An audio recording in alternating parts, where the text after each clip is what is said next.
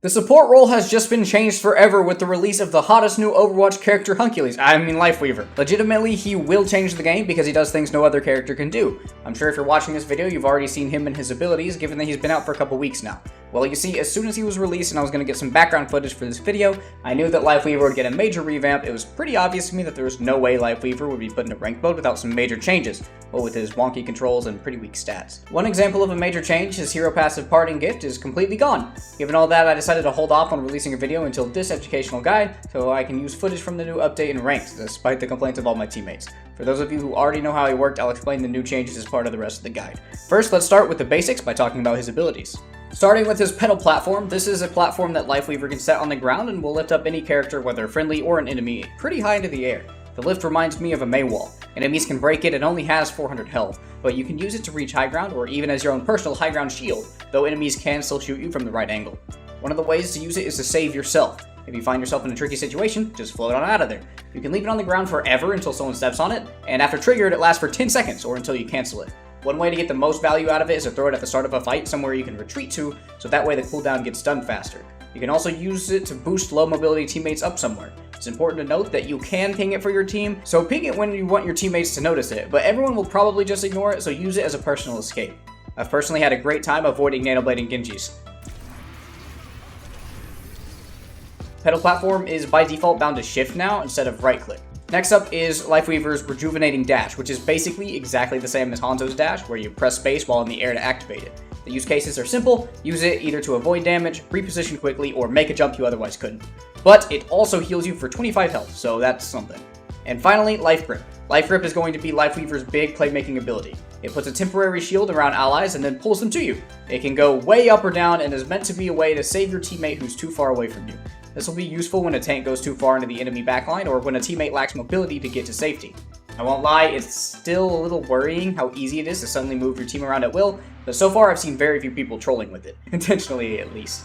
Life Grip has a cooldown of 20 seconds, so it's not like you can always move around your team, which means you want to be careful with when you use it so you're getting the most value. Don't use it to get someone closer to you so that you can heal them easier, for example. It needs to be for a life or death situation. If someone like a Reinhardt or Reaper is too far into enemy lines, but they want to be there and they aren't in immediate danger, then keep an eye on them, but don't rush to yank them away. What you don't want happening is you to pull your tank back, exposing the rest of your team to the enemy and causing their deaths. So once again, make sure your team is actually benefiting from you grabbing one of them and yanking them away from the fight. Remember that your teammates do not have any say in when or where you pull them, so position yourself in safe spots where they won't have an issue being pulled to. You can also use it to pull a teammate from spawn or something to reach somewhere faster, but because it's a long cooldown, you should only do that if you know you won't need it. Lifeweaver's ultimate Tree of Life is literally a tree that spits out heals in a 12-meter radius. It heals nearby allies for 150 health immediately after being placed, and sends out a pulse of 75 healing every 1.75 seconds. The area of effect healing is not blocked by barriers either. The tree is a physical object in the game and has 1200 health, though it's immediately destroyed by Sombra's EMP.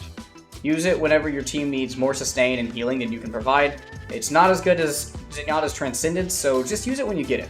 Since the tree can block enemies, you can also put it in a choke point to narrow the gap that enemies can push through. Now let's talk about Lifeweaver's primary heal and weapon.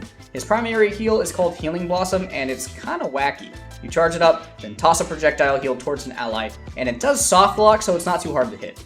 At a full charge, it only heals for 65 health, so it's really not that strong. However, it does have some benefits. Since your healing comes in bursts, you can play cover and jiggle peek to heal your teammates, which means that you can play a lot safer than other supports behind natural cover.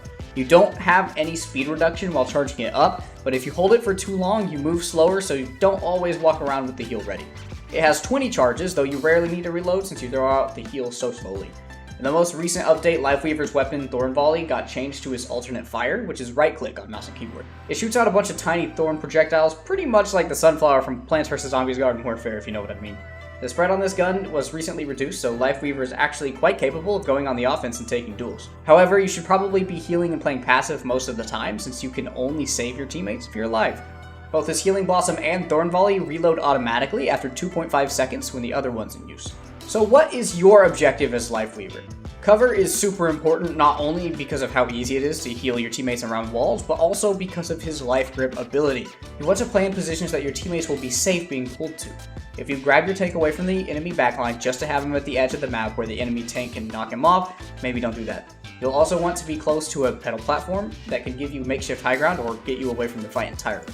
In case you couldn't tell, my main point here is to position well. I talk about positioning in basically every video I make, but Lifeweaver in particular has to be very careful with where he's playing.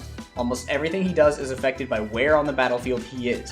One of my first games playing Lifeweaver in ranked, I died first in the fight over and over again because I wasn't positioning well, and people will punish that. Lifeweaver does not have the mobility to escape from the front line, so you have to play at a safe distance away from line of sight of the enemies. Lifeweaver is particularly good on maps with a lot of high ground because you can quickly move yourself up there and pull teammates up out of danger.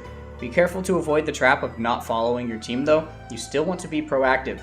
I've seen several Lifeweavers just let their team go off on their own. You don't want to do that. You do need to play with your team. If I'm being totally honest, this latest update, and with Lifeweaver added to comp, I can confidently say he's not very good. The only thing he excels at over other supports is saving teammates, but even then, someone like Baptiste can save teammates too, and output way more healing and damage, so I'm still not sold on Lifeweaver actually being meta. Maybe once everyone gets good with him, things will be different, but he just seems a little weak and too slow for the fast-paced game that Overwatch is. That doesn't mean he's not viable though, so I hope you guys found this video helpful. Before I end the video, here's some quick tips for you. Number 1, don't be stingy with any of your abilities. Lifeweaver is very ability based, so you want to get as much use out of them as you can. Tip number 2, use pedal platform to escape enemy abilities. And I don't just mean run away, I mean you can literally use it to get out of a junk trap, a graviton surge, a May blizzard, whatever. Just float on out of there, please. And finally, Light Grip does not cleanse allies like a Zarya bubble does, so don't fool someone thinking you'll get rid of an anti-nade or something. If you guys found the video helpful, leave a like and subscribe, and let me know in the comments if you want me to go into more depth on why I think Lifeweaver will affect Overwatch as a game forever. See ya!